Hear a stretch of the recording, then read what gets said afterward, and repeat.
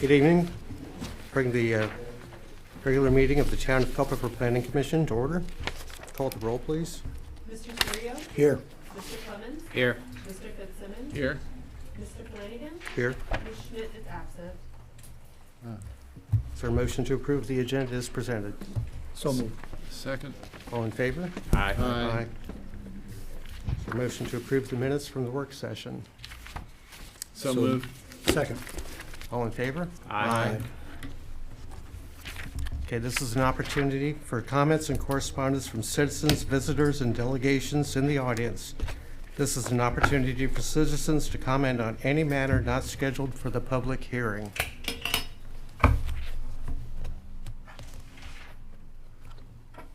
Okay. Unfinished. Can I get up to speed? Please. Yes. Andrew? If it's not related to the public hearing, you're welcome to speak. If it's related to the code overhaul, then it should wait until that time. Thank you for clarifying. Moving to unfinished business. No unfinished business at this time, Mr. Chairman. New business. Public hearing for the town ordinance amendment, case 02025002. Thank you, Mr. Chairman. This is the second public hearing before the Planning Commission on the complete overhaul of the town's zoning and subdivision ordinance to a unified development ordinance. I apologize for those who were here before, but I'm going to run through the timeline that has brought us to the current stage, as well as where we're going with the next steps before running through some of the specifics of the case. So this project was initiated in 2019 with the approval by Town Council of funding for an outside consultant to update the town's zoning and subdivision ordinances. Later that year, Duncan Associates was selected as the consultant to aid the town in this process. In 2020, a zoning and subdivision ordinance advisory committee was formed. In February of 2022, there was a joint presentation to the Town Council and Planning Commission on the process. In February of 2024, a hub site was published which had summary tables of the draft zoning, uses, and maps with the ability for citizens to comment on the process and on the draft as it stood at that time. In January of this year, a full draft of the ordinance was released for review and comment. January 21st, there was an overview presentation shared with the town's planning commission. On January 28th, there was a detailed overview presentation to both Town Council and the Planning Commission in a joint session. February 13th, Town Council formally initiated the overhaul of the town zoning and subdivision ordinances in the form of a unified development ordinance. On March 18th of this year, we held the first public hearing on the draft ordinance with the Planning Commission. March 19th, town staff presented at the Culpeper Chamber State of the Community event related to the ordinance overhaul. On March 20th, there was a presentation to the Board of Zoning Appeals on the draft. March 25th, there was a presentation given to Town Council's 3P committee, which is the Public Safety, Public Works, Planning, Community Development Committee, on the draft ordinance. Later that day, the first of a number of open houses was held here at the Town Economic Development Center for drop-ins from citizens who are interested in learning more about the process and about the code and how it may impact their particular properties. March 27th, the Planning Commission held a work session and addressed much of the public comment that was received at that first public hearing. April 3rd, there was another open house here at the Economic Development Center. April 9th, an open house here at the Town Economic Development Center. April 14th, an open house held at Town Hall. We're here today for the second public hearing on this before the Planning Commission. As we move forward, we've got a presentation again to the Town Council's 3P committee on the 22nd of this month, along with an open house drop-in opportunity at Town Hall for folks to learn about the code update. On May 2nd, we have another open house.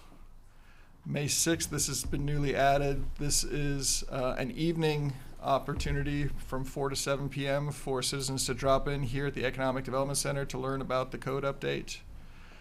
May 8th, we have another open house at Town Hall. May 12th, an open house at Town Hall.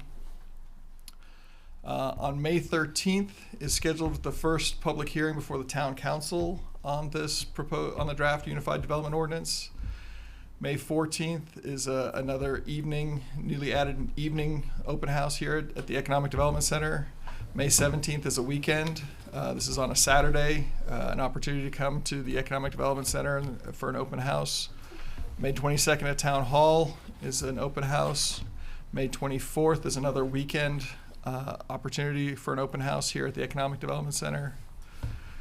May 27th, there's another work session scheduled with Town Council's 3P Committee, as well as an open house at Town Hall later that day. May 30th is an evening open house opportunity. June 2nd is a weekday opportunity at Town Hall for an open house. June 9th, open house at Town Hall. And finally, at this stage, the last item that's scheduled currently is a second public hearing before Town Council on the draft ordinance, and that's on June 10th. In looking at the code, there's a number of sections which remain consistent with our existing adopted language. These relate to minimum residential lot sizes, widths, and setbacks, the landscaping requirements, the historic district overlay, the flood hazard areas, the subdivision design and improvements, the majority of procedures and processes, violations, penalties, and enforcement, nonconformities.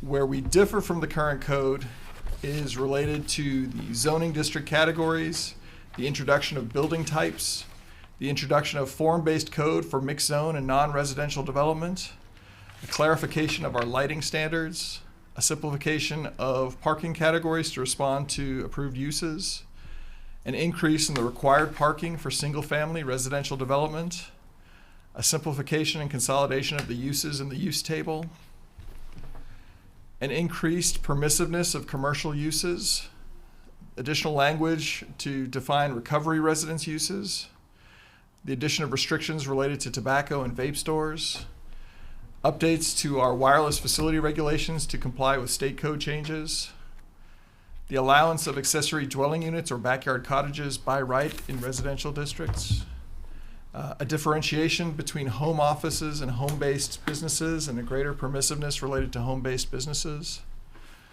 definition and regulation of short-term rentals, introduction of beekeeping standards, regulation related to the location of drive-through facilities and fuel pumps, increased specificity for A-frame sign regulations, added illustrations to help better define sign area measurement methods, updated watershed protection overlay language, major subdivisions and site plan processes, the introduction of administrative modifications similar to what Culpeper County utilizes, a more thorough and comprehensive measurements and definitions section. So wanting to look specifically at some of the changes that have occurred since the public hearing in March and the March draft, we have changed the name of the NX district from neighborhood mixed use to neighborhood commercial mixed use. There had been a great deal of confusion as to what the primary purpose of that district was, with some seeing it as residential, so we wanted to clarify that this was a commercial zoning district. Duplexes have been added as a permitted building type within the NX district as well as a permitted use. There had been some inconsistencies in the code previously. The initial draft had it permitted in some instances and not permitted in some. For the March draft, we had removed it, but after discussion with the Planning Commission, it has been added back in the duplex as a permitted use and building type within the NX district. We've added a section 21-12.75 to provide procedures for boundary line adjustments, lot consolidations, and easement plats. These are typically handled in the same manner as record plats, but just wanted to make it very clear what the process and procedure for the handling of these were, and so added a specific section.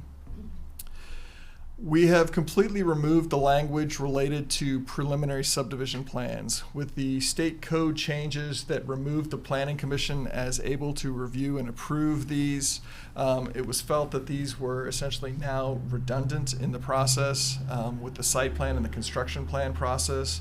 And so it's been proposed to remove these altogether to help streamline the process for larger residential developments. We've also amended the process timeline for construction plans, final record plats, and site plans per the newly adopted state code that goes into effect July 1st. And we've removed the option for the zoning administrator to refer plans to the planning commission for approval. Again, this is related to the state code change that no longer allows that to occur. Isn't that requires that? Not allow, still allows it. It does not allow it. Oh, really? Okay. Yes, the planning commission is no longer permitted to be the approval authority for those. Gotcha. It requires that it be a designated agent, which is specifically not permitted to be the planning commission. You're looking for somebody to put in jail. Hopefully not. Sent to another country. So, one of the changes that did see some significant changes was beekeeping. This was a topic of discussion from the planning commission at the work session. Ms. Chavez had raised some points that gave the planning commission some concern. Staff did have the opportunity to meet with her to work on this language. She still is in opposition to the introduction of this section, but if it is to be introduced, I believe there's a belief that the language proposed here is more effective than what was initially proposed. It makes clear in the introduction that it encourages potential beekeepers to take a course beforehand and encourages them to ensure that they are being responsible stewards of the wildlife. We have removed the number of hives limitation based on the size. Essentially, the site will largely dictate that itself, as well as the state standards and best beekeeping practices. And so it was felt that this would be unnecessary, so it's been removed altogether. And finally, from that safety section, some language has been added there that better reflects the behavior of bees, as well as the expectation and requirement that should the bees swarm and locate off-site, that the beekeeper would retrieve that swarm within 24 hours. Discussed by the commission at their work session, and these are the mapping changes that were agreed to. So this is in the vicinity of Saunders Street and Blue Ridge Extended. We realized that one of the parcels that had been proposed by the Planning Commission to be reflected as the RX is actually the parking lot for Rockwater Park there, that intervening parcel. So it's actually been proposed and shown here in the green for the Parks and Open Space category. This is on Broad Street and Germanna Highway. There was the request for the commercial zoning designation in the proposed, and the Planning Commission agreed to that, including the one adjoining parcel that was that is existing commercially zoned that had not made the request for consistency purposes. Along Southeast Street, a number of the property owners signed the petition requesting the change in their zoning designation from the RT to the RS. And so we've made that change. There's been the request for additional properties to be included in the proposed RS, but we have not done it at this stage because of the potential downzoning that would be considered. The R2 that the existing zoning has the RT or residential traditional as the like-for-like transition, and so that's what's been proposed for those parcels that have not specifically requested a different zoning designation there.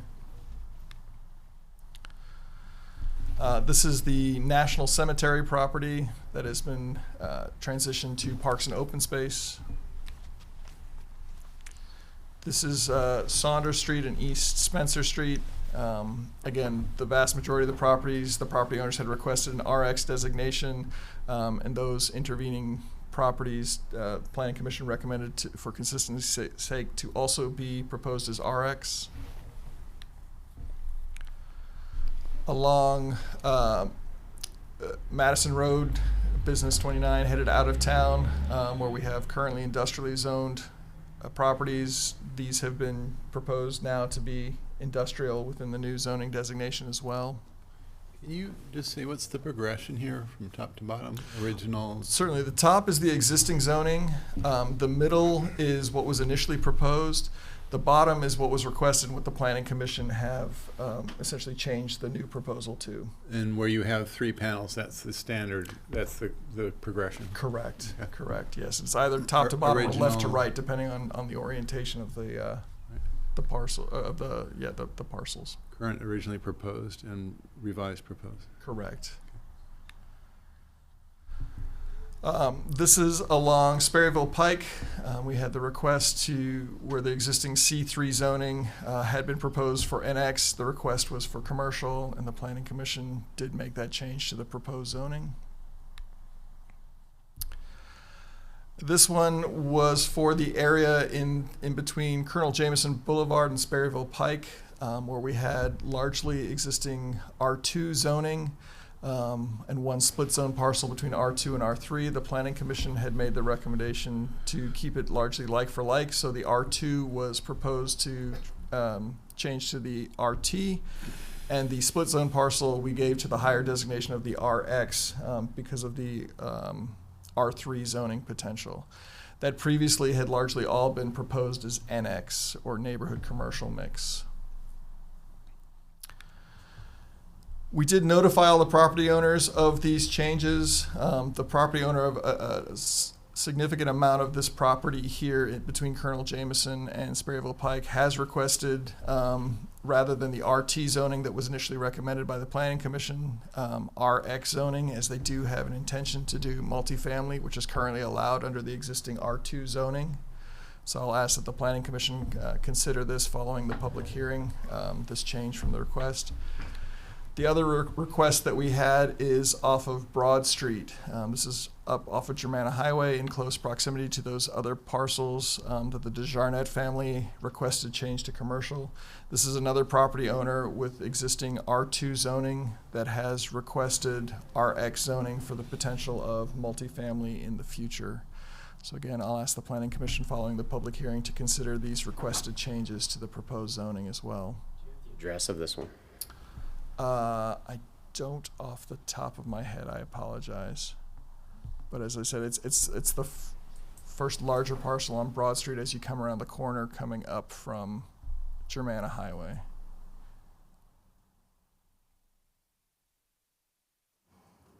And it's just the parcel that's shaded orange on the bottom? Correct, the one with the black dotted line surrounding it. You want to come back to this after the public hearing, correct? I think it would be Yeah. appropriate for us to discuss it following the public hearing. So looking then at the next steps, we have the public hearing this evening to receive feedback from the public. We have the weekday open houses that had been previously advertised. Those are now scheduled to occur. We did shift the location of those to Town Hall from the Economic Development Center. But we have proposed those evening and weekend open houses. Those would be here at the Economic Development Center. We have 2 hearings before the Town Council's 3P committee. And finally, the 2 Town Council public hearings scheduled in May and June for their consideration. Can you clarify quickly, the open houses are when residents can drop in and discuss sort of one-on-one with Absolutely. members of the department? Correct. I've been manning those, so it's a chance for them to, if they've got questions about the overall process, they're welcome to ask them. If they have questions about their specific property and the implications, we can pull those up and look at those and talk those through as well. And some of those meetings are here, but some are at the town hall? Correct. The ones during working hours during weekdays are at Town Hall. Those that are off-hour evenings or weekends are here at the Economic Development Center. Okay, and are they posted on the department site in case somebody forgets and wants to, and says, oh, I'd like to do that? Our weekday ones are currently posted. The weekend and evening ones are about to be. I just received confirmation of availability today, so we'll have those posted tomorrow on the hub site as well. Okay. We'll also be pushing those out through social media to raise awareness. So that concludes the presentation. I'd be happy to take any questions that the commission may have before the public hearing. Mr. Chairman, I do have one question. We discussed at the work session, I'd asked for some just additional clarification on like the changes to short-term rental. Specifically, in the conversation, I mean, it's almost like saying tissue versus Kleenex, right? We're talking about Airbnb, I mean, or VRBO, or whatever service you want to use. But that, I mean, so we're saying short-term rental, we're really talking about, a property owner's ability to rent some part of their property. But can you go through specifically, what this sets up in terms of inside of, say, RS, residential neighborhoods? Sure. So short-term rentals are defined as the rental of all or a portion of your property for periods of less than 30 days as an accessory residential use. So essentially these are residential uses that are proposed. Short-term rentals are prohibited within the RR, RS, and RT and PUD zoning districts. So you're strictly sort of largely single-family districts. They are prohibited as a use. They are permitted within the NX, RX districts, which tend to be closer to our downtown area. There is a caveat, though, that there's a difference between a short-term rental and a bed and breakfast. A bed and breakfast is where the owner or operator is either on-site or on the immediate adjacent property. Bed and breakfasts are allowed within all zoning districts with a conditional use permit.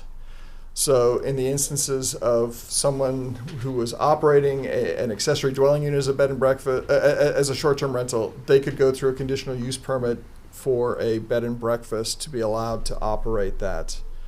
So does that summarize? And also, I mean, just to be clear, if someone in a residential,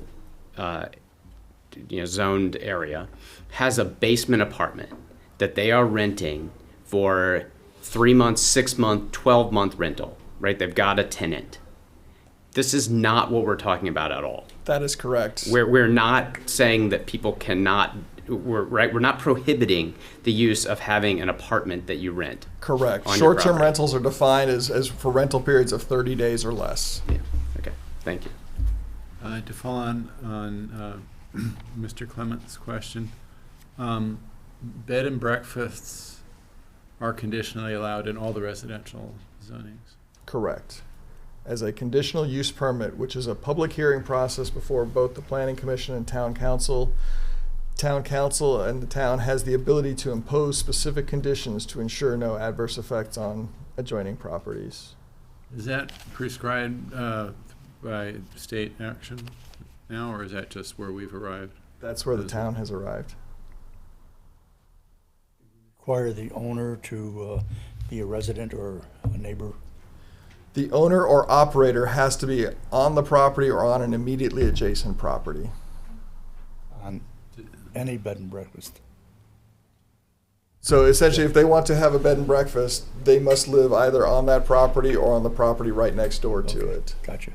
When you say owner or operator, can they be different people? I mean, can I hire a manager? And You that- could hire a manager as long as they were on site, residing on site. But they have no ownership interest in, conceivably, they need not have ownership interest in the property. Correct.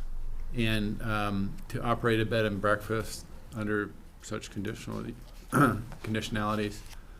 a specific license would have to be obtained, certain standards would have to be met, inspections would have to be subjected to, or? They would need a business license. That would be the requirement.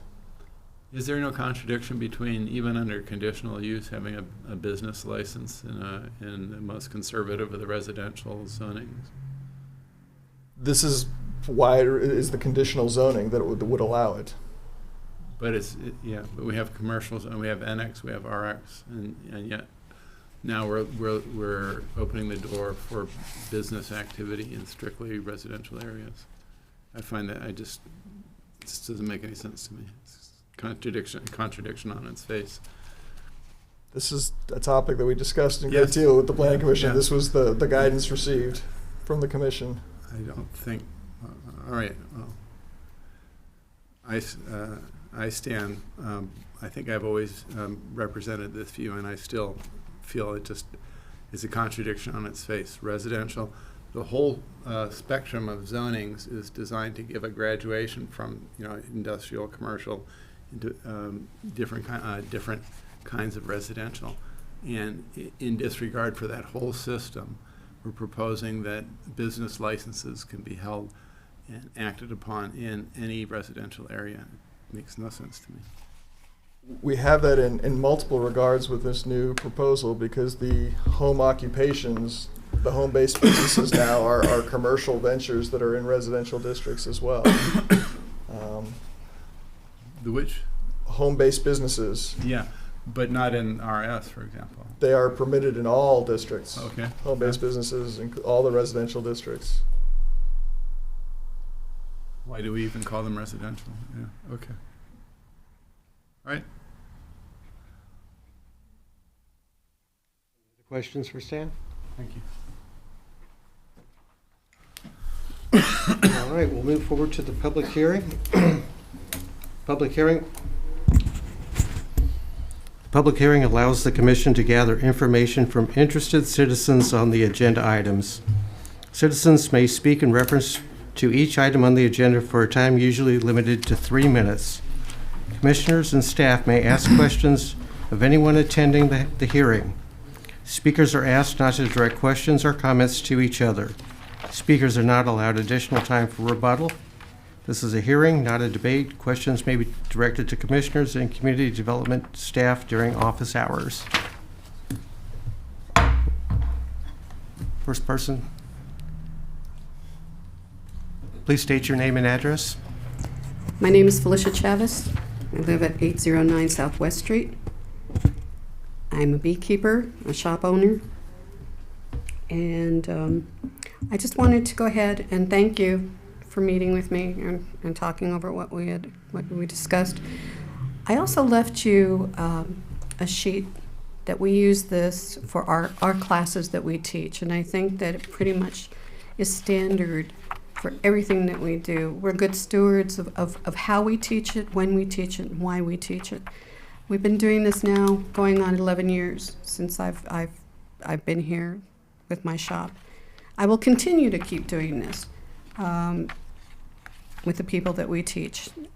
My co-instructor is he was a bee inspector for the state of Virginia, so we do have the street cred at least, so we know what we're talking about. I just think that, the ruling, whatever, just,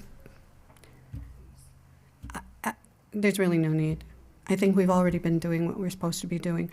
The other thing is that I just wanted to bring to your attention, I just received this information a couple of days ago, that in the state of Virginia, we've lost over 64% of our honeybees, our beehives, due to weather, due to pesticides, due to everything that's just going crazy.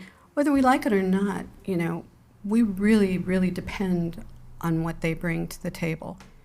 And I just think we just need to be better stewards of our food chain, because within 4 years we have no bees, we have no food, and we're gone. I just see for 2025 they're expecting even a higher number of losses, at least 70%. That's huge, not only for just the backyard beekeeper, but for the commercial beekeepers that travel from place to place to go ahead and do pollination to all of the foodstuffs that we eat. So I just wanted to say thank you again. I appreciate your time. That's it. Thank you. Next person, please. Please state your name and address. Gregory Bowles, 416 East Town Street. You said you're gonna. I've been trying to build my house for 8.5 years in town, and everybody else done built except me. And you got a Section 8 up there 10 minutes away from me where I live, can see it. They done built everything up there. Up there by Buffalo Wild Wings, you got a sign up there saying houses for sale for $400,000. I've been trying to build my house for 8.5 years. And that don't make no sense. I've been working in this town all my life and haven't got nowhere. And I was wondering why it's taking me so long to get my house built. And I live right here in town, Culpeper, Virginia. I live over by the National Cemetery.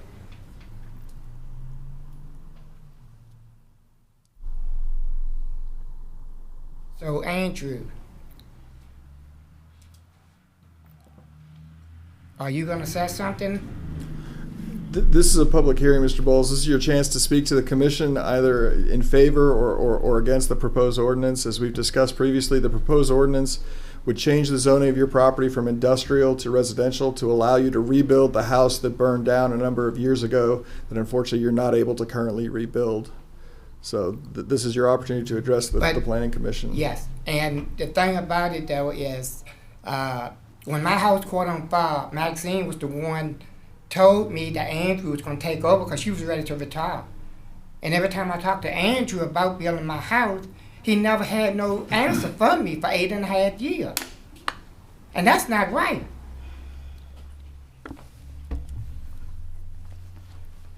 But when it's time to vote, a lot of people ain't gonna be sitting here.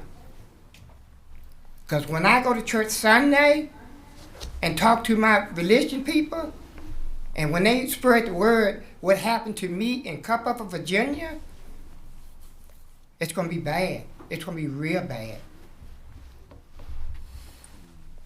So thank you.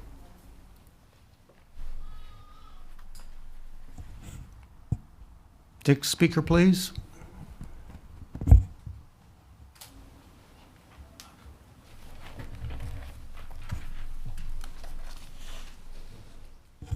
Please state your name and address, please. Hi, Greg Yates. I live on Deer Ridge Road in Culpeper County, but I am a town taxpayer and have properties in Culpeper. So I'd like to give a few things about this plan. First of all, thank you folks for volunteering for this. It's a thankless job. I know that from having served on the County Planning Commission, the Board of Supervisors, and Commonwealth Transportation Board for 16 years, so I really appreciate that. And I appreciate the time you've taken to study and read this almost 300-page document, which is difficult to get through. I tried it myself and ended up hiring my engineer, Marvin Henshey, to go through it. Unfortunately, Marvin can't be here tonight. So it's a little tough. Let me read you a couple things Marvin did find for me in the proposal besides things that I found. The proposed ordinance, according to Marvin, is a form-based code that prioritizes the form of buildings. In other words, it's really an architectural control. Now, we have that already in the historic district, and that's great. I think that's wonderful. I've got a lot of properties in the historic district, but this overreaches into the other districts of the town. It's also very difficult to implement, and it's more subjective than a traditional zoning where you can read the zoning ordinance and tell exactly what you can do with property. So what concerns me and Marvin and other individuals is that this will need quite a bit of additional staff, the town, which will cost taxpayers quite a bit of extra money. It's basically going to put more more power in the hands of the planners, and just going to take a lot longer to get anything passed or anything through. And again, will cost us quite a bit because you will have to hire extra staff. I don't think there's any question about that.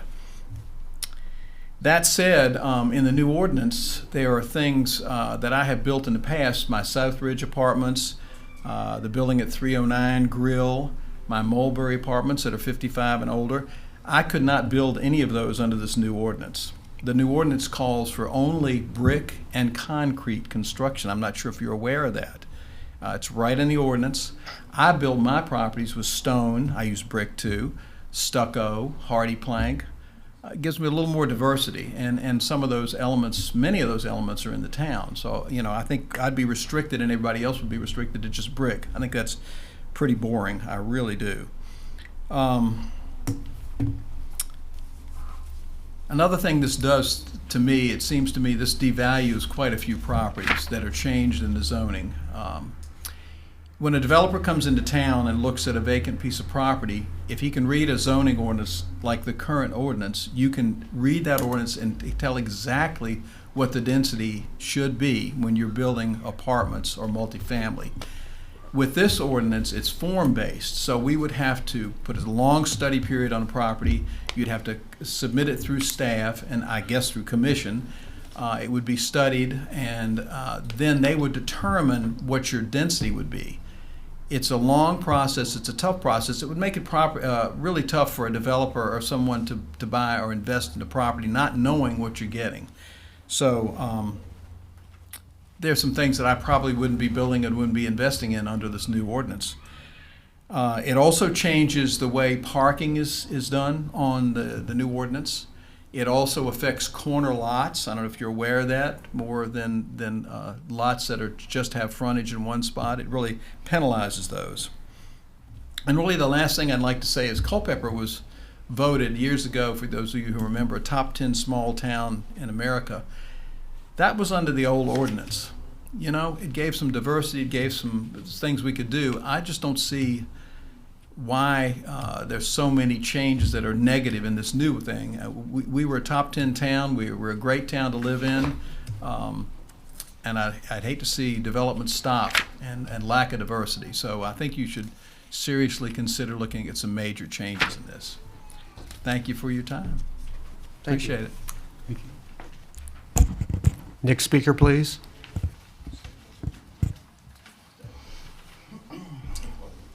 I'm Richard Dwyer. I live at 124 Judd Lane. I've got quite a bit of property that this is actually going to affect. From what I see, most of it, you're downzoning it. You're putting a great financial burden on the citizens of the town of Culpeper, as well as myself. We bought this property, people bought property for the zonings that they are in place. So if y'all changing the zoning, bottom line, you're stealing from the landowners or the citizens of Culpeper. And if you're stealing from them, that's committed a crime. So, you know, everybody needs to be prosecuted if you commit crimes. So, you know, I'm just taking it into consideration of how to handle what I've got to deal with and who's liable. And the other issue is, like I said, you're downzoning most of the property, you're putting so many restrictions on, there's no more affordable housing, there's no way you could build affordable housing. And so if y'all wanted to just put a sign up, we'll put a sign up that says Culpeper closed. I can do it on many entrances of Culpeper, if that's what y'all want. Just shut the Culpeper down. Don't come here.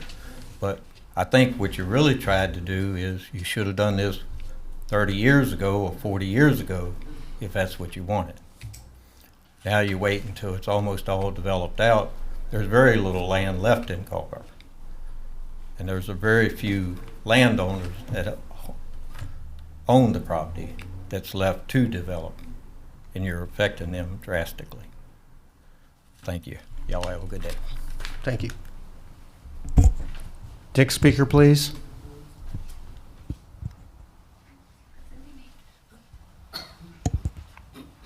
Please state your name and address. My name's Heidi Allen. I'm at 216 Meadows Court. So, am I allowed to ask you guys questions?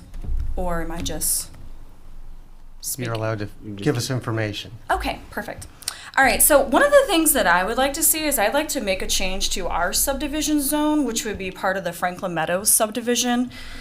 This is off of Jenkins. We got Meadows Court. We've got Stacy Court along with Franklin Meadows Avenue. What we have going on there is it looks like there's a change in the zoning. And the key part within it was that it took out the single family aspect of the development. Being in this subdivision, I'm on an HOA. So Yes. Mr. Chairman, I have a question. You said you're at 216 Meadows Court? Yes, sir. Okay, thank you. Okay. Being on a HOA, actually, and I'm currently president of it, I've been on it for the last 6 years. So I've got a lot of feedback from our entire neighborhood that is very disappointed with a lot of these changes. One of these things that it does is taking out the single family aspect is that in the past, what we've had is bigger businesses in this town that own a lot of properties, that being JHB, that being Yates. They like to buy up the properties and then they're rented out. When they're rented out, they're often subleased out. And we've had issues in the past with multiple families moving in and or someone leasing and then they sublease. And we have utilized the town to be able to help us to get those families out, those additional people out. This causes a problem within our subdivision for additional parking. We have trash all over our street. There's nowhere to park. And it's also a danger to the children that live in this subdivision. So we would like to see that still included within our subdivision. Also, the part that you spoke on, are you Mr. Clements? The not prohibiting the rentals, but you're willing to let the ARBs in. The ARBs where people will come rent these properties for just days at a time. We do not want that in our subdivision with children that are amongst these houses. That's a very poor idea. Short-term rentals, okay. The beekeeping aspect. This may be something that's being sent to you as far as business, but I do not want to live next to somebody who owns a bee business. You need to follow suit with Fauquier County. They allow beehives within so many acres on their land, not 20 steps over. We've actually had a common problem with this over the last couple years. A neighbor that keeps their hives on their front porch, and then people can't even come out to put their trash in the trash can or get in their vehicles. I do agree with what you're saying. I don't know your name, but right, it's residential, and we should not have this commercial business mixed in with the residential. So that is my thoughts. Andrew Hopewell, I was going to email you, and I still may email you with a follow-up. Are you the one that has came up with this plan? This was initiated in 2019 by town council. Okay, but did you design it? I did not design it. Okay. We worked with a consultant. There was an advisory committee that was formed that consisted of citizens, planning commissioners, town council members. Because it does not look like Culpeper County in any sort of form or fashion. I am a born and raised Culpeper resident, and this, I think, is going in a very terrible direction. What it's allowing is multifamilies in homes. Basically, what you're saying is people can't afford to live in their homes no more. And that's actually where we're at as a country.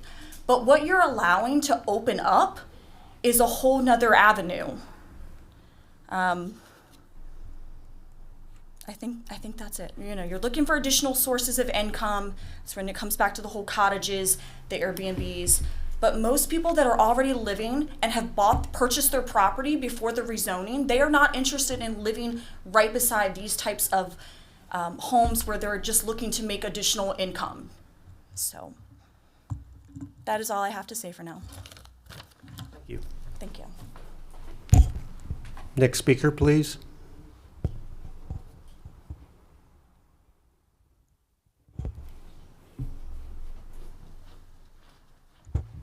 Please state your name and address. I'm Jessica Amos, 801 Southeast Street. Could you put the microphone a little closer? Is that better? Thank you.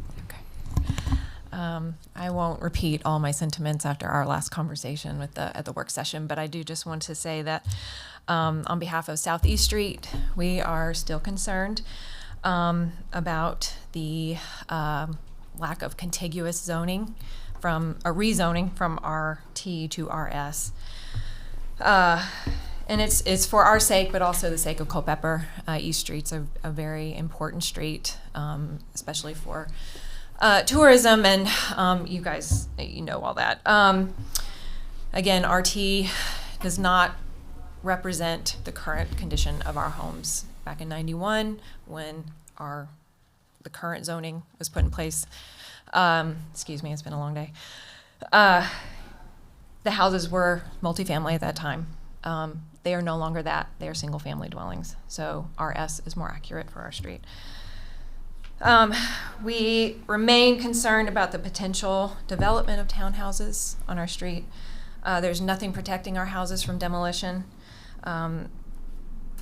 Somebody could purchase more than one lot and accomplish what they need to as far as townhouses and what those requirements are. I understand that in RT, townhouses are a conditional use, but I have to say this, forgive us for distrusting that type of process would prevent inappropriate development on our street and thus affecting our property values. We are still waiting clarification from the town attorney as to why this was not advisable to do the entire street RS. Downzoning happens in other places all the time without complete sign-on. Why are we doing a UDO if we're only upzoning? So we would like to be able to respond, and we'd like to understand the legal the legal commentary behind it. I do have some case law that indicates that legality of what we're requesting. So I would just like to further this conversation. We're just still kind of seeking some answers. But we still really think that it's important to get our street to RS for the sake of Culpeper and for the sake of our street. So, and we continue to seek signatures, and we have gotten more since the last time I saw you guys. I need to send you the updated list, but we are continuing to do that. So, anyway, thank you for your time. I have one question. Yes. So, just so we're clear. Sure. Because we looked at a new map that identified the property owners who had signed the petition. Mm-hmm. They were shown as coming in as RS. Right. The property owners who have not signed the petition Mm-hmm. would be coming in at RT, which is the like-to-like zoning. Mm-hmm. Just so we're clear, is this an all or nothing? So do the signatories want to come in RS if everyone is not RS? Before we create a situation where Sure. we've selectively downzoned, Yeah. I think it's important that we understand the feeling of the neighbors who signed that petition. Sure. Is it all or nothing? I don't want to answer that question on their behalf. My understanding is that they would like to do everything possible to protect East Street, and it seems like at this point, this is kind of the only way to do that. The issue, though, as I've expressed in the past, is the properties that we're most concerned about are the ones that we can't get in touch with those owners. But like I said, I would like to get clarification from my neighbors before speaking on their behalf. But they are aware that this happened. They received the letters. Some have mentioned it to me, so I've not heard anything saying we don't want to do it like this. So I hope that answers your question. I just don't want us to create a situation where we're half zoning the neighborhood. Yeah. And then people who have signed the petition come back to all of us, the right, and tell us we want to be RT. I mean, right, we were now downzoned, even though that was not our intention. So are you concerned that people are signing it not understanding? No, I'm sure there's.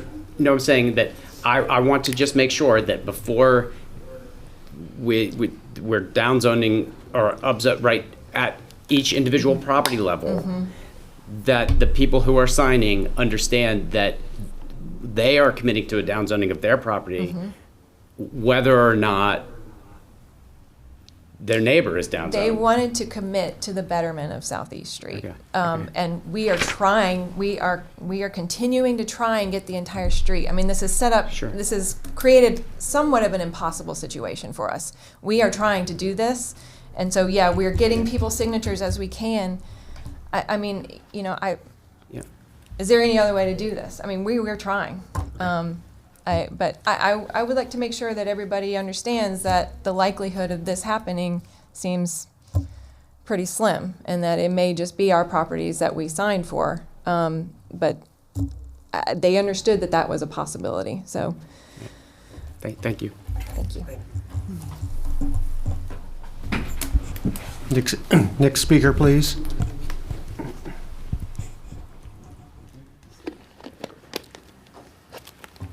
Please state your name and address. Jarrett Horton, 601 Electric Avenue. Two things. First, I love living on Electric Avenue. It's great. I work in Warrenton, I work in Dulles, so love the area. Thank you all for volunteering. I very much appreciate that. I live right next to the peak power generation facility. When it's on, it's very loud. I've actually been to the town council about that, and I want to repeat, they have actually worked with us to reduce the amount of time. Having said that, there are two proposed changes on Electric Avenue that I'm a little questioning about. Maybe this is a perfect time to get with you, well, maybe not now, but maybe in the future, about those changes and why they occurred. One is directly behind the peak power generation facility. It went from a R1 low density residential to a park. And so I guess my question is why those two pieces of property are going to a park. And then my statement to that is if there will be a park, whether that's a green space, whether that's anything, I highly recommend some kind of shrubbery or something to at least alleviate some of the noise coming out of the peak power generation facility. It is incredibly loud. And then specifically the one next to my property, I believe it was an easement for that the HOA actually owns. And so it's at a very steep incline. There's really not much you can do with that. But if it is going to be, a park, I'd at least like to know why or what the purpose of that would be, those two pieces of property. And there's there's also a swing set and there's a small little playground area on Electric Avenue down further to the edge that actually isn't listed on the proposed change. So I would like to probably clarify some of those things. So thank you. Thank you. Next speaker, please.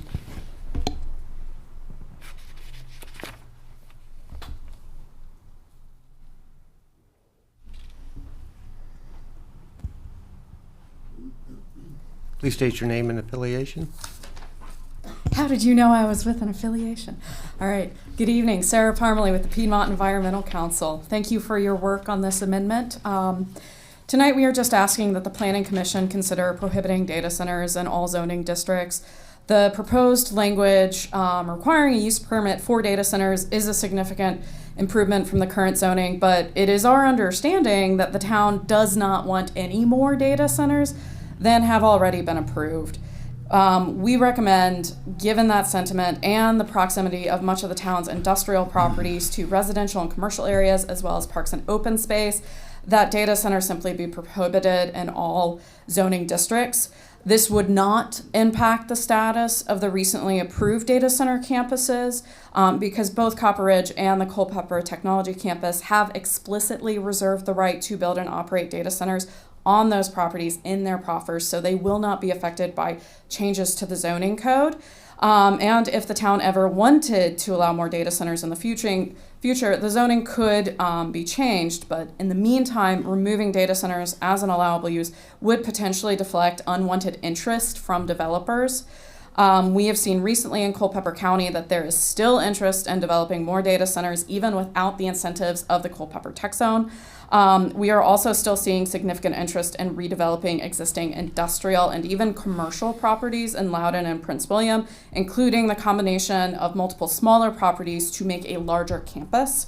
For example, just this week, there's been reporting out of Loudoun that a developer has assembled 13 parcels comprising of 93 acres of existing commercial real estate, including a hotel, a restaurant, and multiple offices, and is asking to raise those 14 existing and occupied buildings to build a data center campus near Dulles.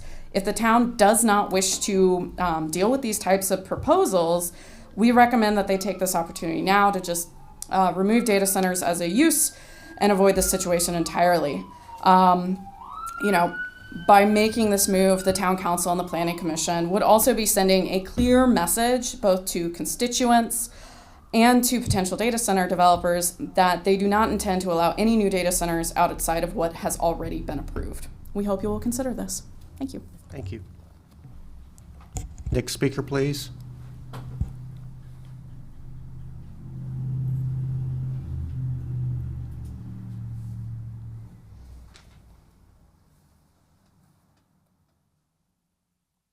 Guess I'm gonna have to call on somebody. I'm teasing. Is Hearing there anybody none? in the other room, maybe?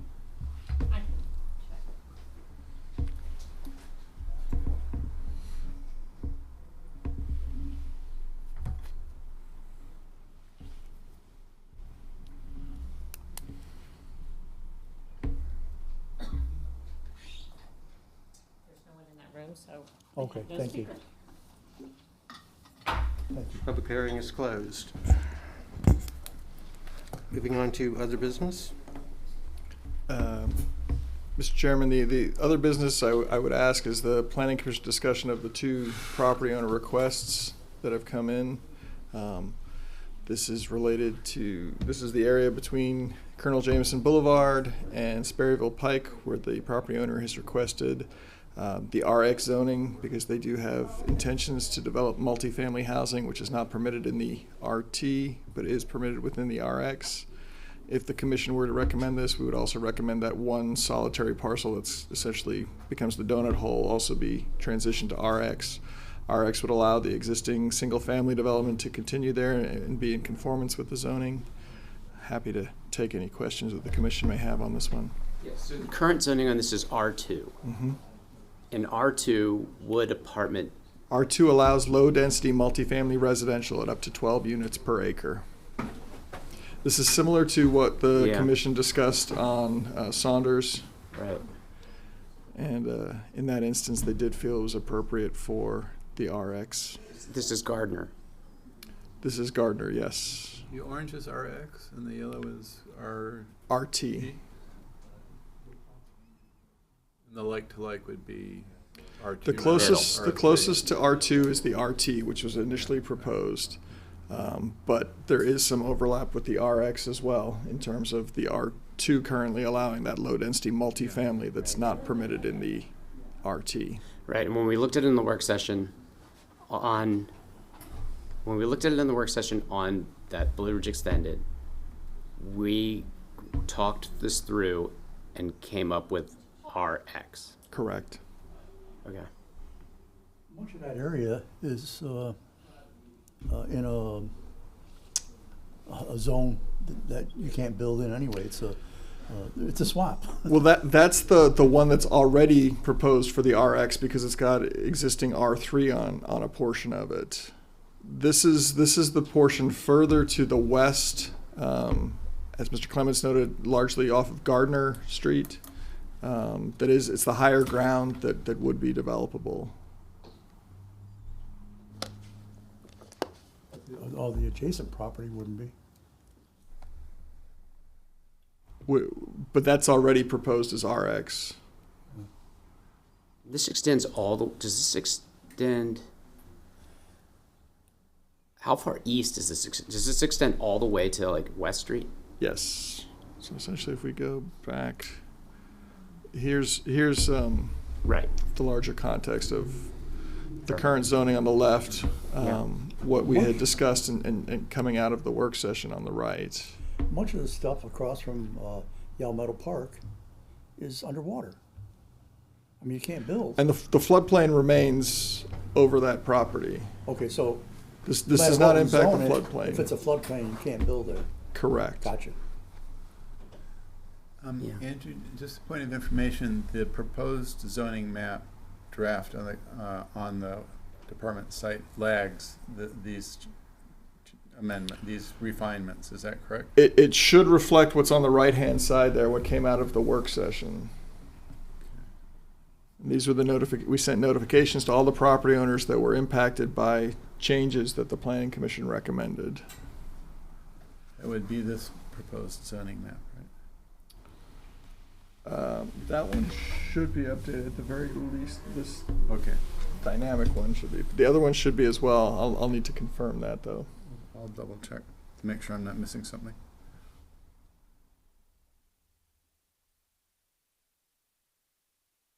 So if I'm looking at table 27-230, building types allowed by zone, what is apartment? It would depend on how it was constructed. You could have apartments in a traditional house building type, where essentially you had what looked like a house divided up into multiple units. You could have a general building. You could have a row building. There are different options for how you would want to design it that could accommodate apartments. All right, and general building and row building were permitted in RX, but they've been taken out. No, I believe they were added in because of the Okay, all right.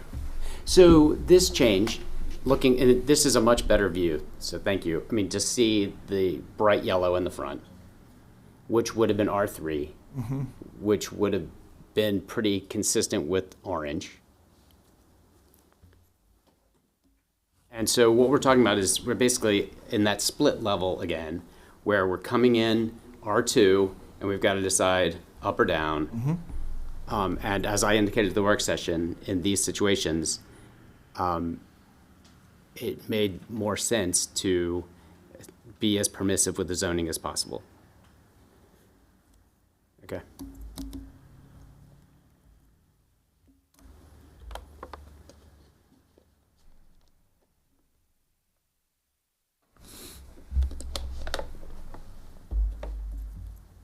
What is the objection to is there an objection to this revision, this additional revision?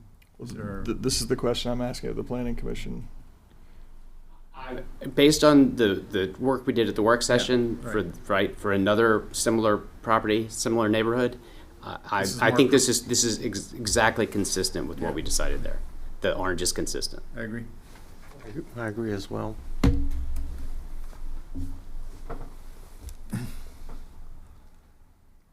All right, so we would look to also do that one additional parcel in the middle. Which is the donut hole, that little sliver in there? Correct. What? Oh, yeah, that's the donut hole, obviously. Yeah. Right. Yeah. Oh, right. And the only reason it's a donut hole is because the property owner hasn't specifically asked for this change. Correct. Right. Yes. So there's no reason to have a donut hole. Right. And again, the RX would permit everything that the RT would allow. So. Right. And this is in effect an upzoning, right? All right, so I consensus from the planning commission on this one, and then the second one is this one off of Broad Street. Again, similar interest expressed from the property owner that they did wish to develop with multifamily at some point in the future. This is the one we don't know the house number or the Says 1810 Broad Street. And what is the progression? I don't recognize the color coding for the first two panels. So in the top, the red at the very top there original? is the commercial, the existing zoning. But The parcel itself and its immediate surroundings is zoned R2. Right. On the back side of it is actually an industrial zoning. That would go to RT? So the like for like is to propose it as RT, I believe. And the request is for RX? Correct. The proposed right now is RS. Is it RS? Well, that's what I'm looking at. RT. Yeah, it would be RS, the gray. Okay. It's R2 now. It's coming in as RS. Yeah, that's not When consistent. would we go to RT? But they want to go to RX. They want to go to RX, but that's the It's exactly the same logic that we just applied. Right.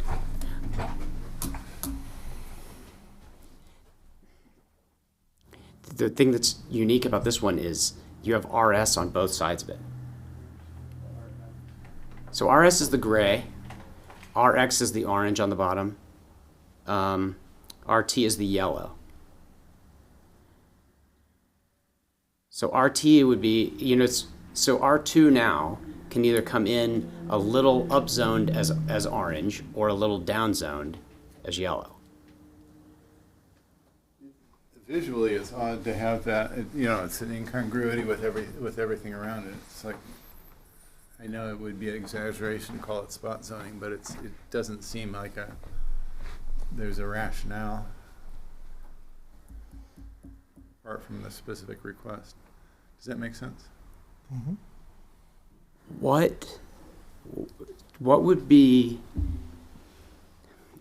essentially this would just be a higher density use on a street that you could say has a substandard intersection. Mm-hmm. So you're talking about more car trips every day on an intersection that is inviting collision. Now, if we were looking at an increase in density on that property that would trigger more than a 15% increase of the trips along there, they would be required to do a traffic impact analysis with any new development. And if that identified necessary improvements, they would need to install those improvements in order to be able to do develop. it. Okay, that's Well, I mean, wouldn't it be more rational just to change the whole section there to RX? If you're going to change one specific lot, why not change everything? But these are single-family homes. Yeah, but you're right in the middle. You got different zoning on both sides of that property. Or you mean right? Why don't you leave it the Is same? this an empty plot, or is it a plot that is ripe for reconstruction or something? I mean, why is it, there should be a rationale that doesn't attach to the specific residence, but to, you know. I guess the better question would be, why didn't all of the gray come in as yellow? That's right. That's what I'm I guess saying. that's what I'm. Yeah. That's what I'm asking too. Yeah, because that would be the one, or as closest one-to-one. This going from R2 to RS is pretty significant.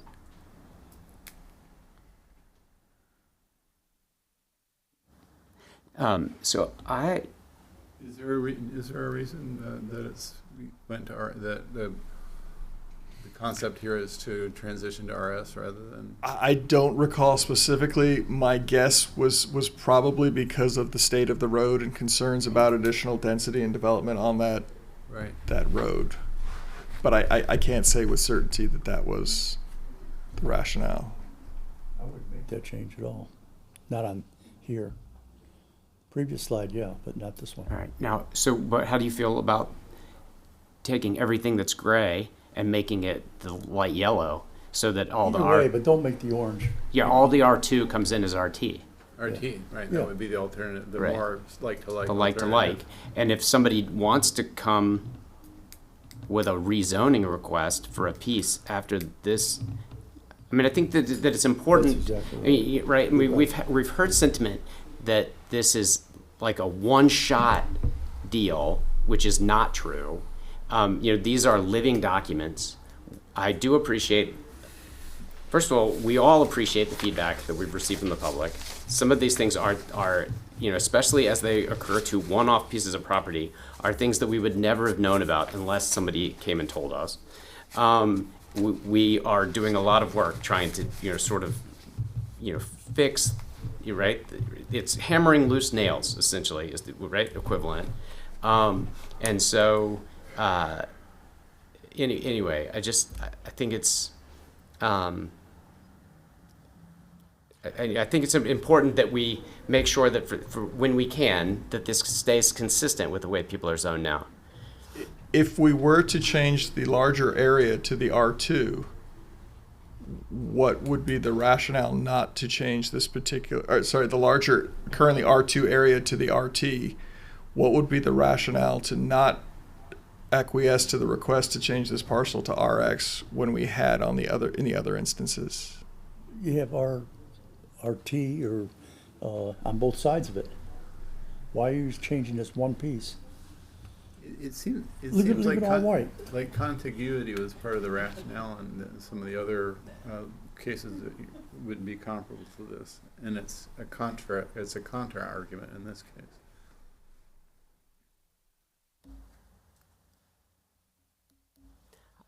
How many apartments could they put in with R2?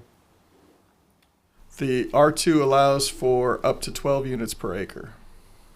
And we don't know the acreage. Right? And the RX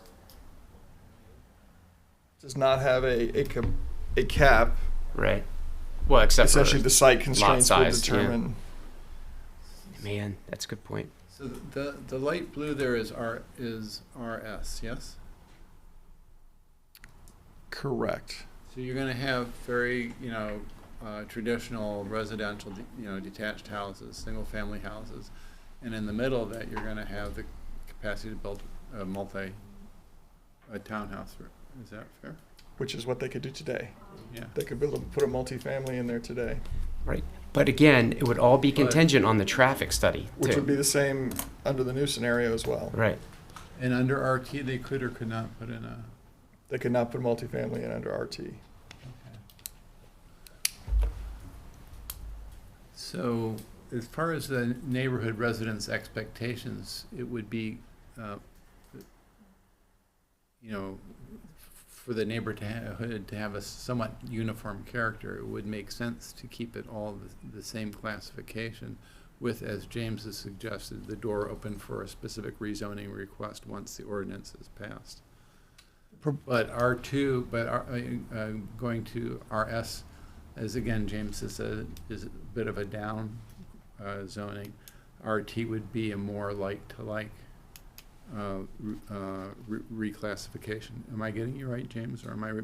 I think so, but as we work this through, I mean, as I see that bottom slide, at the bottom of those three pictures, based on the current R2 zoning, it is my opinion that those gray pieces should all come in as yellow, because that's R2 to RT, and based on the two cases two specific properties we've just been looking at, I think you can make a reasonable exception and bring this in as orange, surrounded by yellow. It's not that different than what you're looking at on East Blue Ridge Extended or up in the Gardner Street area. And particularly if under current zoning, townhouse or whatever was already allowed. Right. And again, all of this is based on the caveat that, you know, with Andrew's, I mean, this idea that there is some traffic implication that would, you know, essentially catch an overdevelopment before that were to happen. I mean, the issue here is not the property. The issue here is literally the intersection and the access to the street. So yes, so if you're asking my opinion, I'd say all the gray is yellow and the orange can be orange. Everything yellow, let them apply for rezoning, but I'm not, I mean, you're not ready. You like the current situation. Sorry? You like the current zoning. First one. the Like top for one. like, yeah, like for like. I don't mind the transition. second one, but the orange seems out of place. Why one piece of orange? Make it all blue or all yellow. I mean, we've got one piece of property right in the middle that we have special. And I'm sure property owner probably would like it or not like it. I don't know. I'm just for, I mean, you drive down streets in Culpeper today that are all yellow and an orange in the middle. Yeah, but Yeah, I mean, that doesn't make it right. It doesn't just make the right way to do it. Agree. I'm just saying Because that I've seen in the middle of a residential area, you got an apartment house. Right. It looks like crap. I mean, it looks bad. Okay. I should say. I mean, the word, zoning does have the word zone in it. Right. It's true. So I think either current or proposed, we should go with one of those two, not the request change. One consideration also to note here is just the size of this parcel relative to its neighboring parcels. It is big. It is big.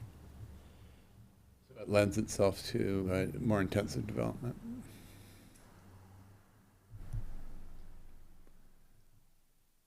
Do you have any opinion on this? Well, we're down zoning. Based, in the size of the lot, I would like to know the size of the lot. If it's a half acre, that's 6 units. If it's a full, I don't believe it's a full acre, but I have no way to know that information. Give me a moment, Mr. Chairman, I'll be able to tell you. So in a sense, we're downzoning that specific lot more than the ones around it because of its size and potential, development potential. I mean, we're trying to do like for like, and it's like, we're not. Right. No, that's a good point.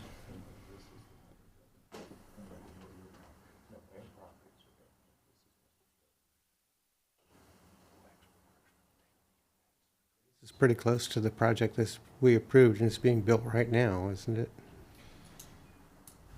Parcel is 1.81 acres. Almost 2, yeah. So, about 20. It's being built right now that we approved. You said it's similar to a parcel. They're off of East Street. Off of East Street. Would access constraints limit the development on that parcel? I mean, street and road access? The trip generation this might cause.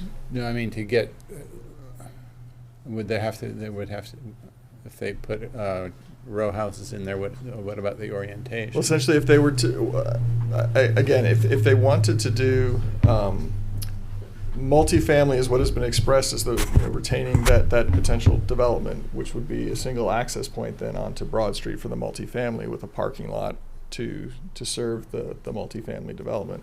If they chose to do townhouses, the way this is designed, essentially those would need to be rear loaded, so they'd be losing some of the frontage that they have, which would significantly limit the development potential of this particular lot. Rear loaded means turn backwards? Rear loaded meaning that essentially they would have a driveway that went in, so they would not be allowed curb cuts for each of the individual townhouses onto the public street. Okay. So there'd have to be a parking area behind an access from the main street. Correct. Okay. Right, which just by its very nature would also limit density. Correct. Who would be responsible if eventually road improvements had to be made to that intersection? Is that town or is that VDOT? Well, if the road improvements were required as a result of a development, the developer would be required to do those. If just by the nature of over time improvements were necessary, was warranted best practices, the town would likely be looking to apply for VDOT grant funding to aid in. Like a 6-year plan, get on the 6-year plan. Correct. As a dangerous intersection. Correct. Right. Right. And that's where we've applied for smart scale grant funding. Just down from here at the intersection of Germanna Highway and Orange Road, we have approved a roundabout through the smart scale process. Yeah. No, sorry, we've talked about that. It is an interesting situation where we know this is a problem, but the current density isn't a problem enough to have raised the alarm on this intersection. And so there is some incentive to increase density to create the problem so that somebody has to solve it. Let's say we rezone this whole area to R2. And then the owner of this plot came back and made an application, will you please rezone this to RX, this one parcel? What would be the objections to that application? Would there be, I suppose you can't go through the whole process, but would there be substantial objections to that request? Would it be blocked, obviously, for some reason? Because if not, then we can make it all RT, except for that plot, make it RX, and we've basically done 2 steps in one. And it seems to me the only peril then is the appearance of favoritism. But go ahead. No, I think the argument that the property owner would be making is that I had this right previously. Yeah, and we did it in 2 other areas. Yeah, to me that somewhat solves the issue, the potential appearance of special zoning.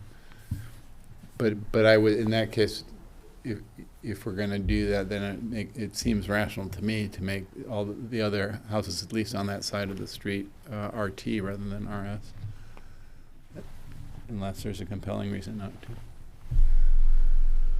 The R2 to RT is the logical nexus.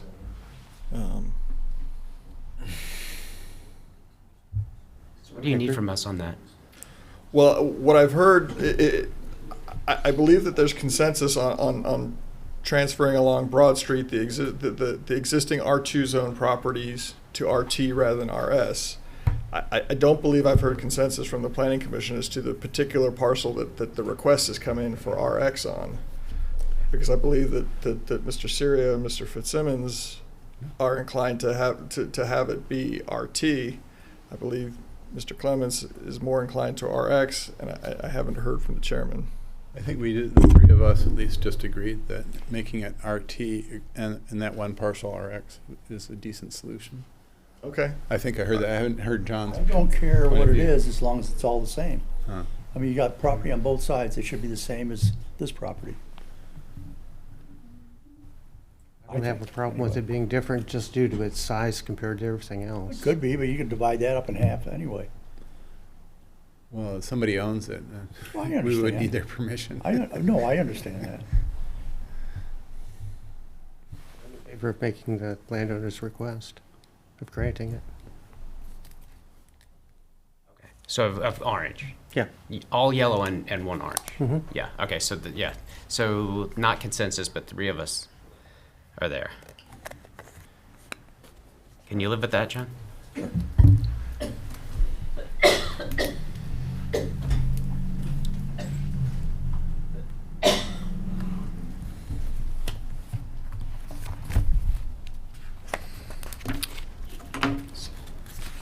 Those were the outstanding items that we had related to this. The question becomes now of the planning commission, if you wish to make. What about the East Street? Did we talk about that, or had that already been consensused, as it were?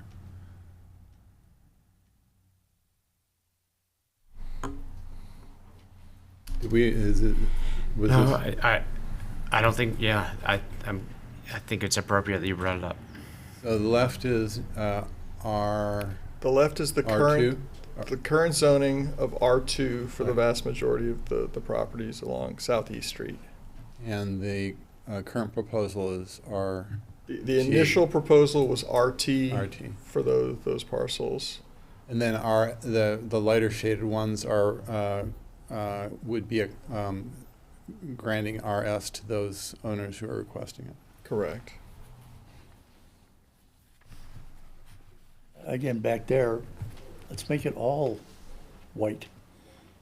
Don't need to have, I understand owners didn't request it or anything. Can we send something out saying we're gonna change it to this? What is white, RT? White is White RS. RS? Make it all RS and send it out to the owners that didn't reply. This is gonna be RS, do you have any problem? Again, having different zoning in the middle just bothers me for some reason. John, to counter that, then you could also pull it all in as RT. Yeah, either way, I don't care. But it seems like it should be Right. the same. Now the difference is, these other neighborhoods we've been looking at. I understand. Right. I mean, this is a significant down zone to property owners who have not requested it. Yeah, I understand.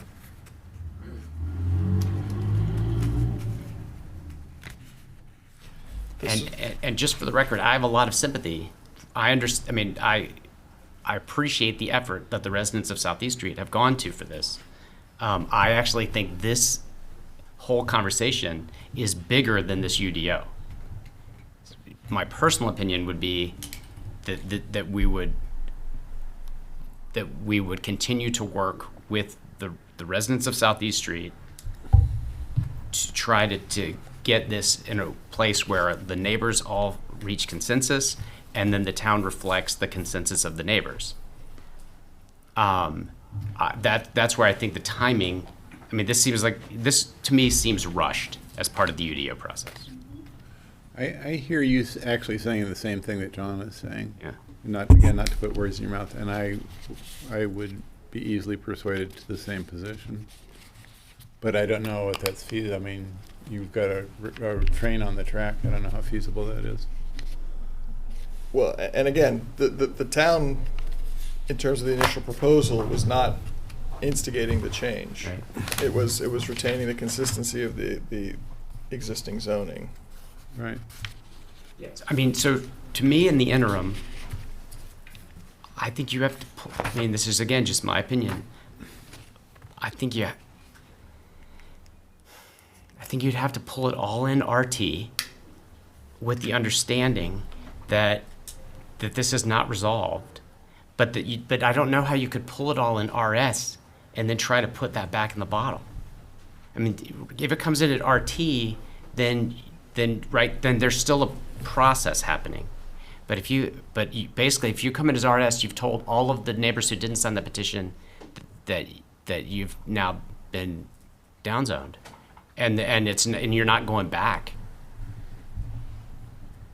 Well, if you make it all one or all the other, the door is still open to individual rezoning applications. And it's like the last one we looked at, in the sense that the folks who have spoken up, the properties that are reproposed as RS, basically requested special rezoning for, well, they prefer to have the whole neighborhood rezoned. But whether you rezone RT or RS, that doesn't close the door on any rezoning applications for specific properties afterwards.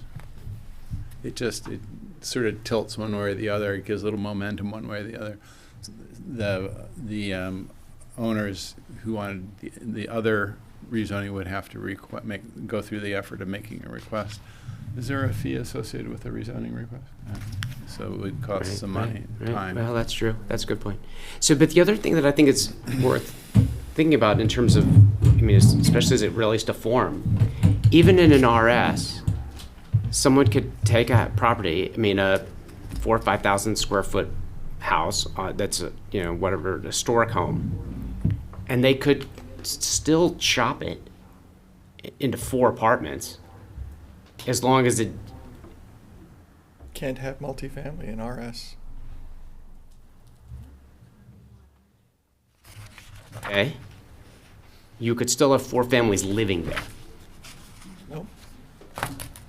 No more than 3 unrelated adults. All right. So I guess then explain to me, I guess, how this would relate to, say, current existing situations in single family in, say, High Point or Virginia Avenue, where multiple families may be living in a house that looks like one house. Well, I can speak to the legal Right. occupancy. I can't necessarily speak to. Right. So what I'm saying is, I guess what I'm saying is that the letter of the zoning doesn't necessarily cure the problem. If the problem is the idea that houses would be housing multiple families, it's not consistent with this. Take out the single family aspect. Ma'am, this is That's when the town not a can't public help. comment. Thank you.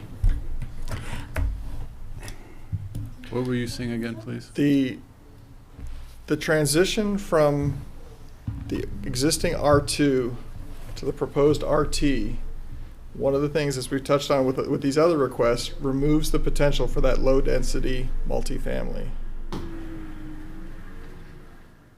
Right. Which would include the division of a single-family home into multiple apartment units.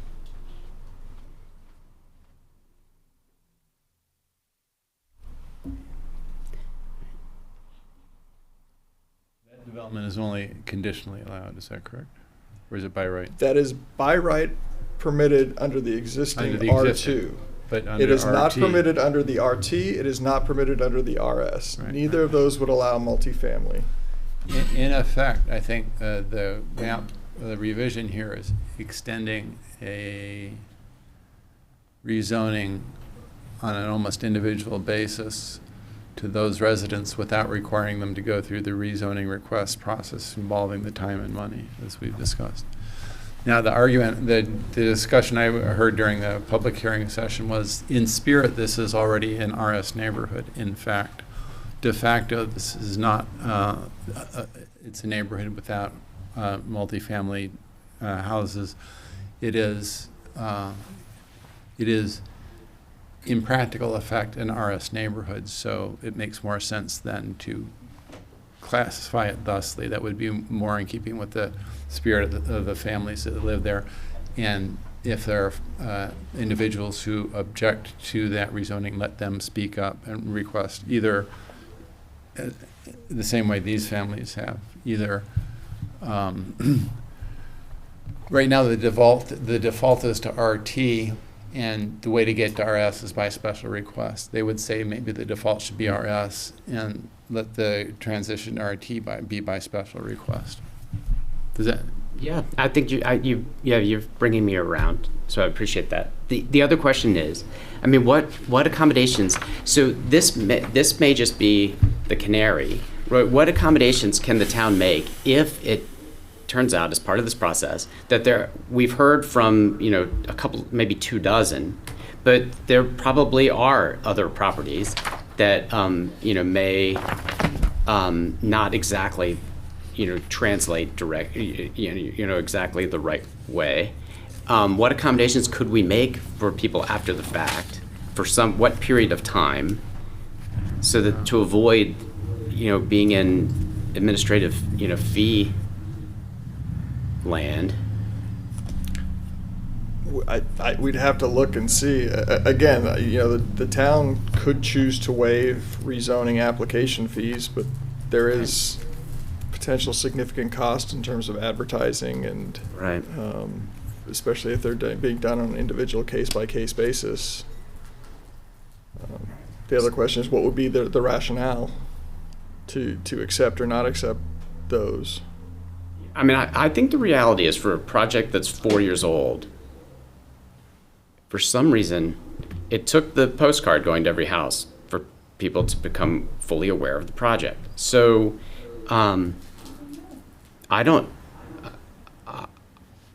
personally, I don't see any hurry. So what I mean is, there's still a schedule of events. Council still has 2 public hearings.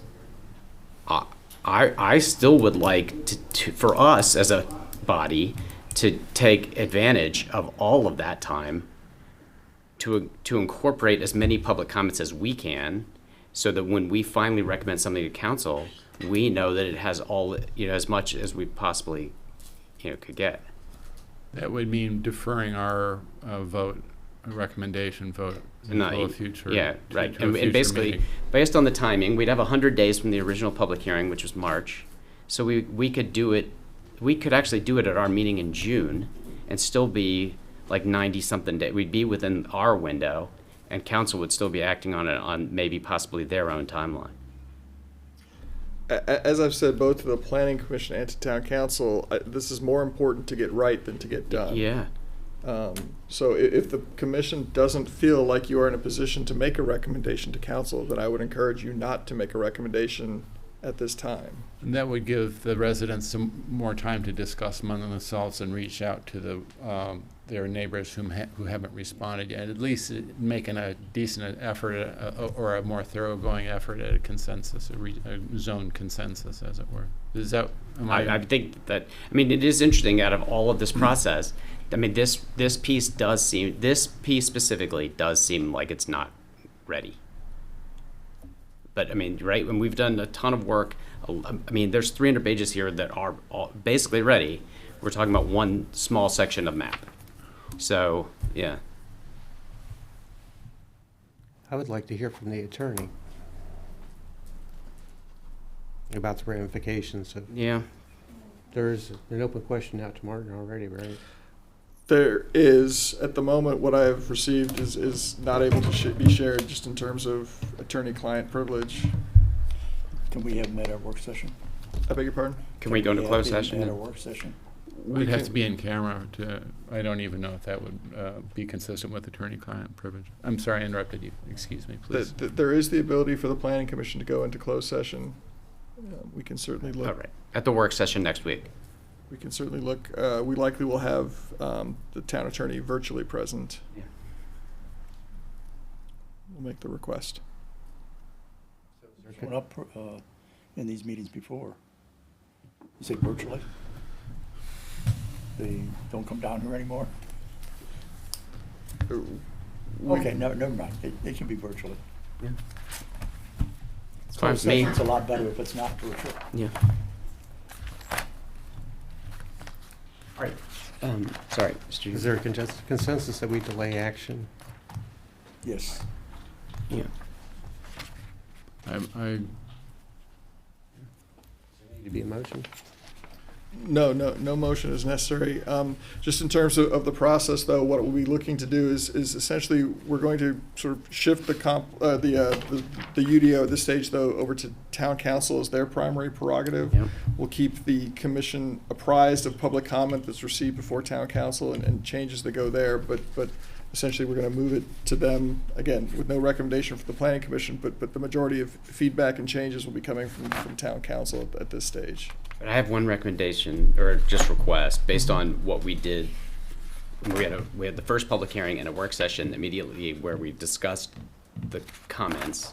And can we next Thursday then address the comments that were made tonight? Absolutely. I mean, I think that's an important part of the process. Absolutely. And I will actually ask for one additional point of direction from the Planning Commission. This was a point that we went back and forth on in the work session, was related to the beekeeping and the standards there. As I said, staff met with Ms. Chavez. We got the refined language there. As you heard, she still has concerns about it altogether. The Planning Commission, I believe, was split when we had the work session as to whether or not to incorporate that language. Is there a consensus at this time to either keep the revised language or to remove that section altogether? I'd like to look at the section again. I'd like to look at this section again. Keep it in as No, I like to look at it again. Oh, okay. Also, if you can look at something, one of the people talking was talking about limitation on the building material that we use. Is that true? For the primary facade, yes, there are the limitations. The different primary and I forget the language, but the accent facade materials, there are limitations on those. That's within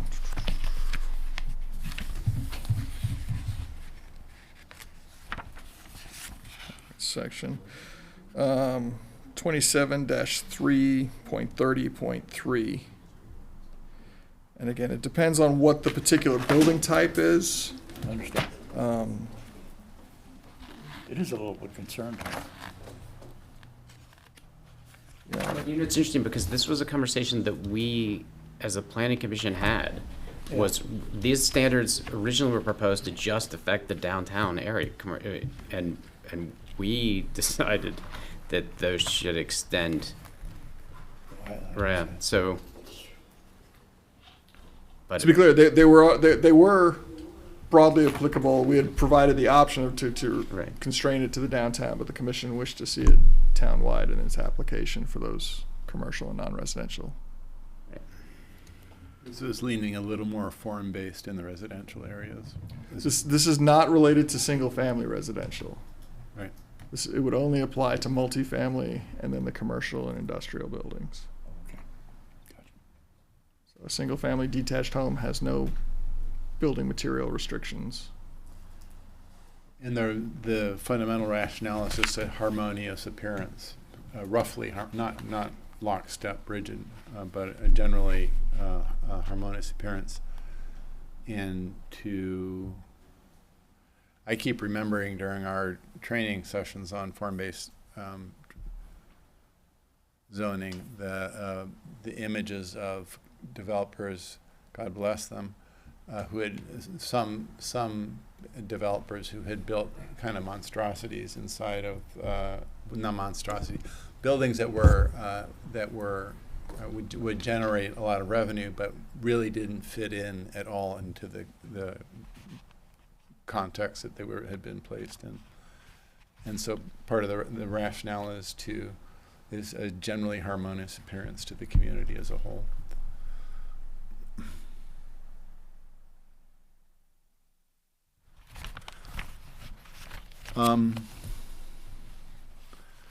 Mr. Chairman, what page is the purpose? I just saw it a few minutes ago and I can't find it. There's a statement of purpose in here, right?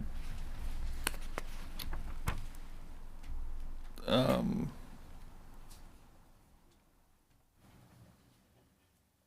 sure. Mr. Chairman, Mr. Director, apologies.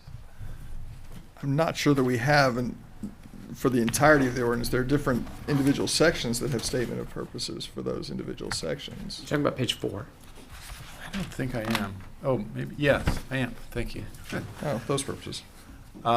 So it distresses me a little bit. I've heard a couple of times our neighbors come up and say, this seems like it's come out of nowhere and it's not serving the community well, or and it's a fact that when we live together in groups, you know, we get something from living together, and in order to get that something that we want, sometimes we give up something else that we decide is less important.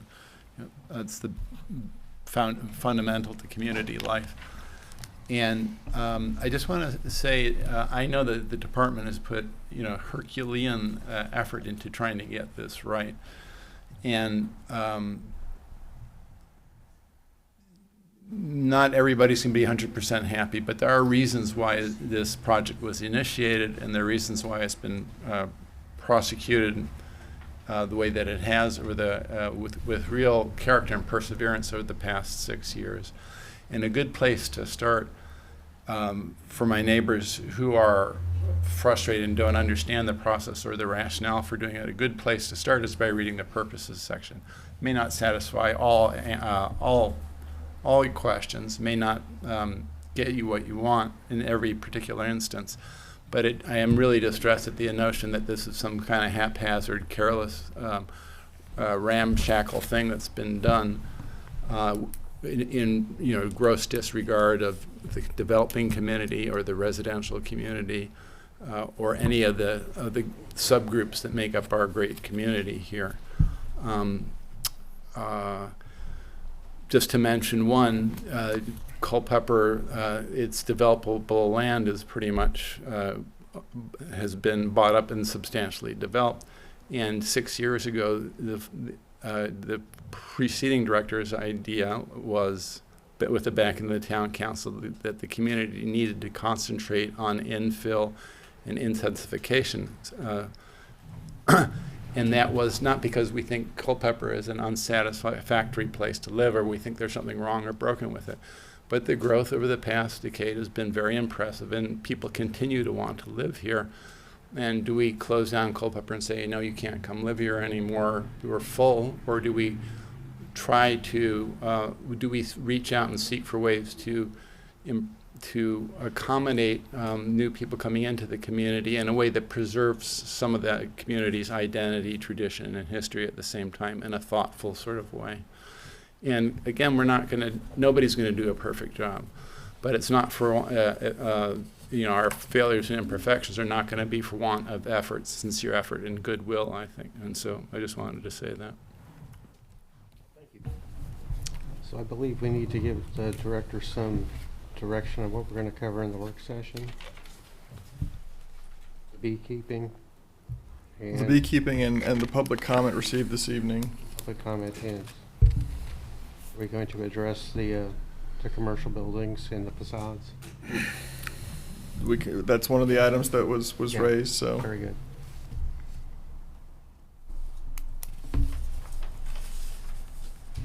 Moving on to other business. No other business at this time.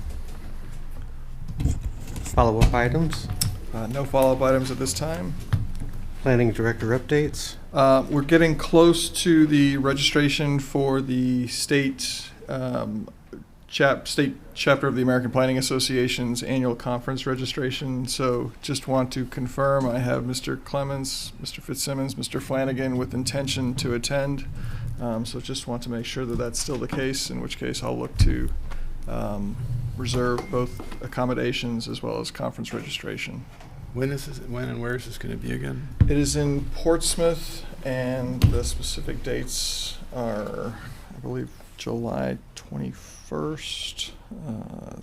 Give me a moment to confirm.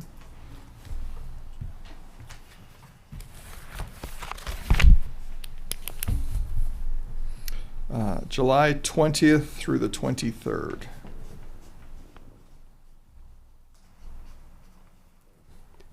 And the event is?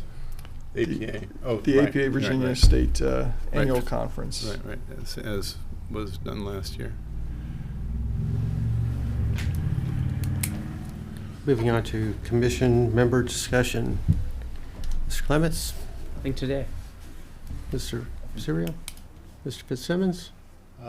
No, thank you. Any comments I'll reserve till our working session. Thanks. And I have none as well. That being said, Motion for adjournment. so moved.